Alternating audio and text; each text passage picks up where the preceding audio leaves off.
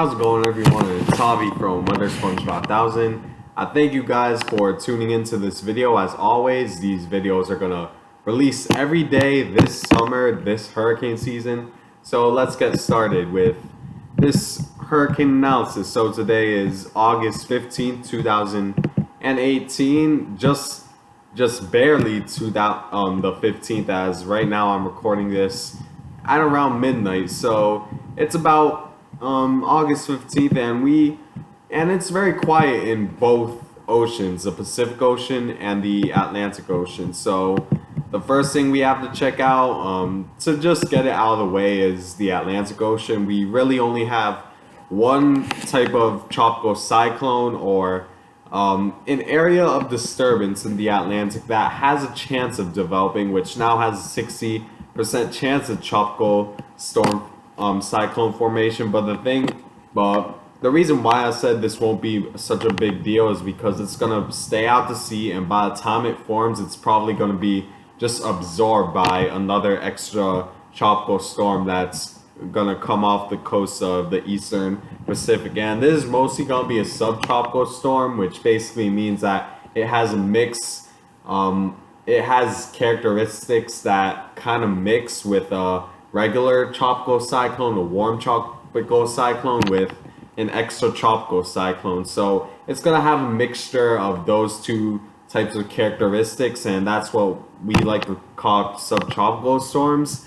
And this is gonna most likely stay out to sea, as I'm gonna show you the current satellite view for this, and you can obviously see that there's just a whole lot of dry air. Nothing in the Atlantic is really going on, and this gives a big hint that this might be a below average hurricane season. But as you can see where I'm clicking the mouse, there's the potential disturbance that could form, which has a 60% chance of forming.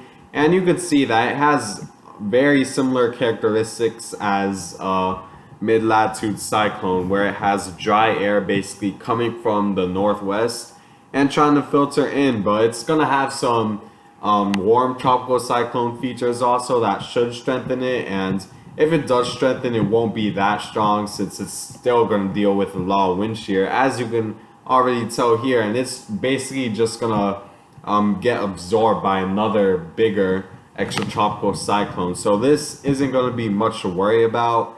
And yeah, let's move on to the Pacific, where it could be a slightly more a bigger threat, but there's still plenty of days to go left with this thing. And even if it does end up as a threat, it seems like it won't be that strong where it'll be a threat to any Pacific islands, which I'm talking about Hawaii, obviously. And you can obviously see in the Atlantic, nothing else is bound to form anytime soon. But in the Pacific, we have finally Tropical Depression 14E. So it has sustained winds of 35 miles per hour with a millibar pressure at 1,008 millibars, and is located 10.9 north, 121.2 west, and it's moving west at 14 miles per hour. So we can look at the satellite right here, and there's 14E right now. As you can see, there's a lot of thunderstorm activity compared to other storms you see usually. So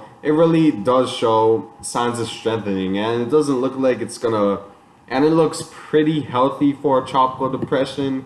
And as of right now, the forecast models are expecting this to strengthen over the next couple of days, especially the GFS model. We see there's 14E just right in the middle of the Pacific, and it's gonna go through very warm waters of the Pacific, as it's been active Pacific hurricane season, most likely due to the strengthening of the El Nino, which is prone to happen since we have warmer water temperatures and more conducive environment for that air to rise. And we see this low pressure that's expected to strengthen. So this is just 2 days ahead. The millibar pressure from the GFS model is expected to drop this storm from 1,008 millibars to only 995, which I would compare to a decently strong tropical storm. I would say like a 60 mile per hour storm. And then ahead of that, we can't really see. And then And then it just updated right now. I'm just realizing this right now, and it seems like the GFS is gonna strengthen this into a hurricane as the millibar pressure drops down to 981 in just 3 days ahead, Saturday, August 18th. So there's definitely something to watch for Hawaii. As for the European model, it's taking a slightly. Oh, what happened? And then, oh wait, I think I need to go to another map, and then I'll show you the height and geopotential height and normalized anomaly.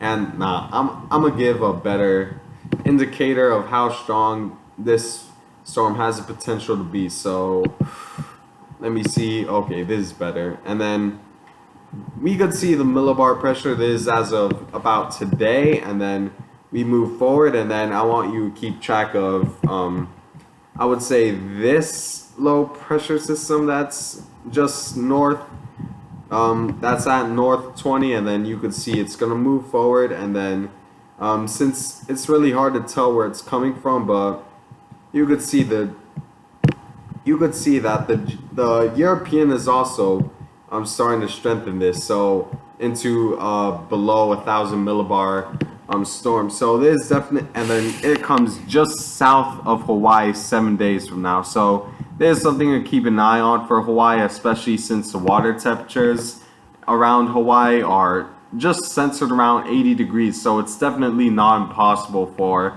a tropical cyclone to affect Hawaii over the next couple of days. There's still a lot of days to go. We obviously saw Hector basically brushed the southern point of Hawaii, and it didn't bring much damage at all, but you never know with these types of storms that they can move up north, including this one we're tracking right now. And this is definitely going to be something to watch. And as for the hurricane season, what else interesting do I see? Not really much of anything. There's basically these bands of thunderstorms just just to the east. Not just to just to the east of Tropical Depression 14E, and you could see that it has some thunderstorm activity, but it doesn't seem to be creating any convection. And this is what usually happens when there's a stronger low pressure system right next to a weaker one, is that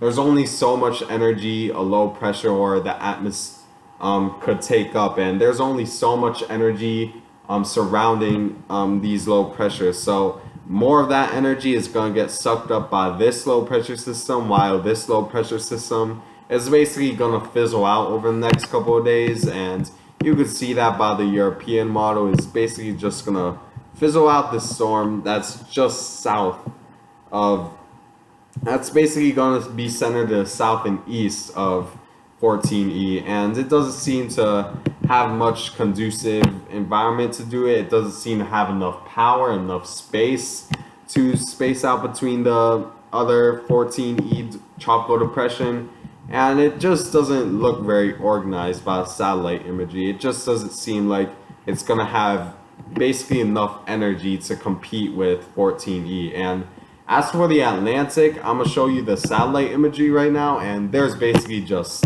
nothing going for the Atlantic right now. Look at all this dry air. There's not much coming off of the coast of Africa, and the water temperatures, in fact, going from just north of the equator, where it's supposed to be the main tropical cyclone development area, is lower than average at this point of the year, and we just see way too much wind shear in the Caribbean, and we see a lot of upper level lows and just a lot of rising air in North America, right around the U.S., which is and obviously when there's rising humid air in one location, there needs to be another area where the air gets to sink, and it seems like this is what's happening to the Atlantic right now, as we see an abundance of high pressures, and also this upper level low isn't helping either, bringing a lot of that dry air more south, and it's basically hindering any type of development or any type of hope these tropical disturbances have to develop in the Atlantic. So that's it. Thank you guys for watching. I'll see you